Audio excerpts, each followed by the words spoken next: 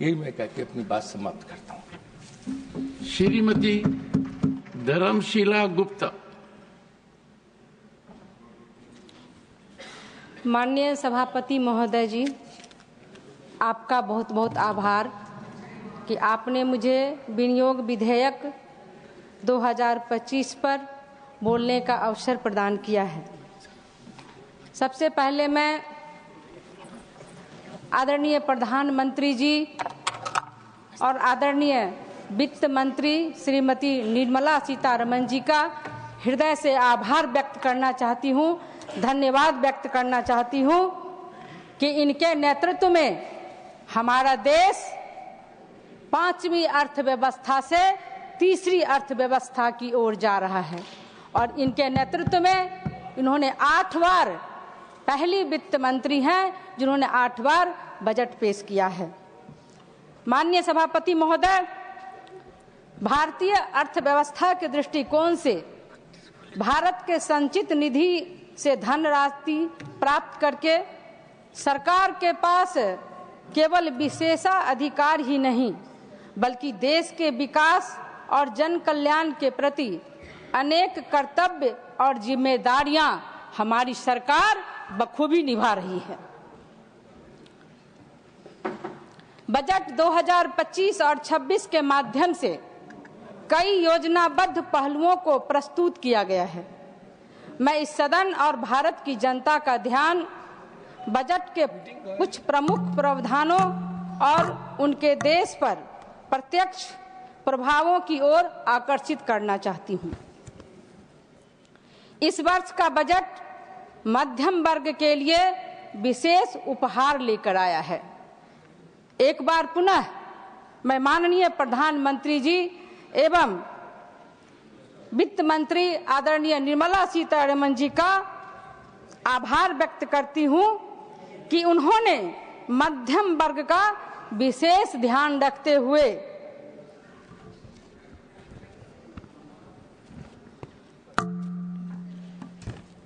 सरकार द्वारा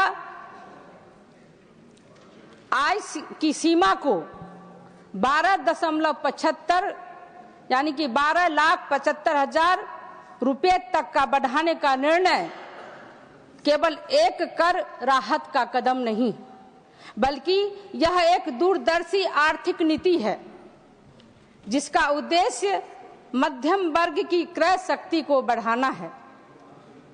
जब मध्यम वर्ग के पास अधिक आय बचेगी तो वे अधिक खर्च कर सकेंगे जिससे बाजार में मांग बढ़ेगी और यह बढ़ती हुई मांग भारतीय उद्योगों और निर्माताओं को अपनी उत्पादन क्षमताओं में विस्तार करने की शक्ति देगा। माननीय उपसभापति महोदय, यह निर्णय किसी एकल सुधार का हिस्सा नहीं है बल्कि सरकार की व्यापक आर्थिक नीति का हिस्सा है। भारत की जीडीपी में 30% योगदान देने वाला विनिर्माण क्षेत्र इस बढ़ती हुई मांग का सबसे बड़ा लाभार्थी होगा। विशेष रूप से सूक्ष्म, लघु और मध्यम उद्यम MSES तथा स्टार्टअप्स जो भारत के आधुनिक विकास की रीढ़ है, उन्हें इससे जबरदस्त फायदा होगा। सरकार पहले से ही make in India, startup India और production link incentive PLI scheme जैसी योजनाओं के माध्यम से इन सेक्टर्स को बढ़ावा दे रही है। स्टार्टअप इंडिया के तहत 1 लाख से अधिक स्टार्टअप्स पंजीकृत हुए और भारत तीसरा सबसे बड़ा स्टार्टअप इकोसिस्टम बना। वहीं PMEGP, प्रधानमंत्री रोजगार योजना और मुद्रा लोन से छोटे और मध्यम उद्योगों को बढ़ावा मिला है। यह नया कदम मांग में वृद्धि करेगा जिससे अधिक उत्पादन और रोजगार के अवसर बनेंगे। मैं बताना चाहती हूं कि एक सदस्य बोल रहे थे हमारे विपक्ष से कि सरकार टैक्स लेते हैं तो जनता को क्या देती है। मैं बताना चाहती हूं कि उज्ज्वला, आयुष्मान सहित 80 करोड़ लोगों को हमारी अनाज देती है सरकार, ये मोदी की गारंटी है। भारत में हर साल लगभग 1.2 करोड़ युवा श्रम बाजार में प्रवेश करते हैं। हमारी अर्थव्यवस्था हर साल निरंतर आगे की ओर बढ़ रही है। एमएसई सेक्टर जो 11 करोड़ से अधिक लोगों को रोजगार देता है, यह देश में बड़े पैमाने पर रोजगार सृजन कर रहा है। इसके अलावा भारत की अर्थव्यवस्था 2030 तक $7.5 ट्रिलियन तक पहुंचने की ओर अग्रसर है और विनिर्माण क्षेत्र में इसमें कम से कम 25% योगदान, उत्पादन क्षमता और मांग में तेजी से वृद्धि हो रही है, ऐसा अनुमान है। मोदी युग में कृषि में क्रांति आई। आज हमारे देश में किसान सम्मान निधि योजना के अंतर्गत एक बटन दबाने से पूरे देश के हमारे किसान को 6,000 रुपया उनके खाते में किसान सम्मान निधि योजना जाती है। माननीय उपसभापति महोदय, मोदी सरकार ने किसानों के लिए कई ऐसी योजनाएं लागू की जो पूर्व की यूपीए सरकार में या तो मौजूद नहीं थी या उन योजनाओं को कभी प्रभावी रूप से लागू नहीं की गई थी। सीधी नगद सहायता, पीएम किसान, ई-नाम, सिंचाई सुधार, कृषि बीमा, एमएसपी में वृद्धि जैसे सुधारों किसान को अधिक वित्तीय सुरक्षा और आत्मनिर्भरता प्रदान की है।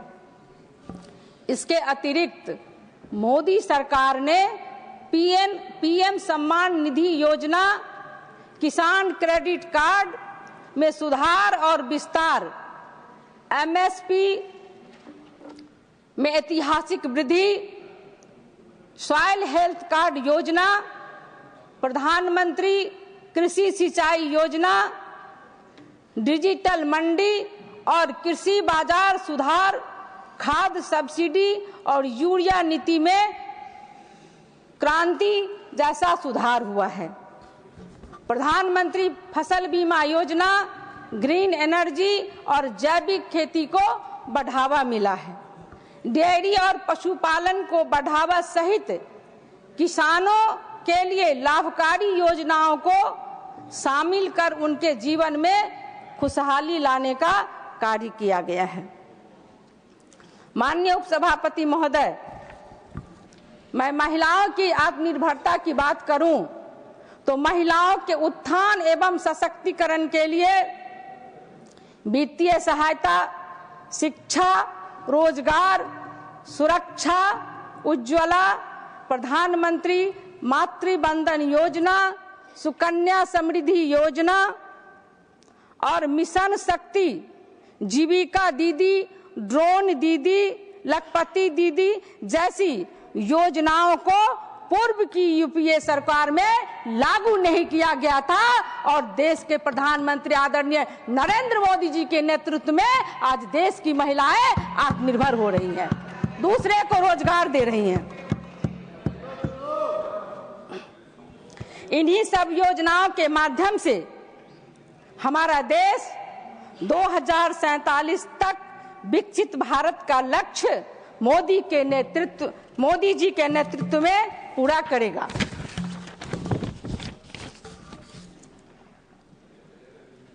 आज यह कोई साधारण कर संबंधी निर्णय नहीं है, बल्कि भारत के आर्थिक भविष्य को मजबूत करने वाला एक ठोस और आवश्यक कदम है।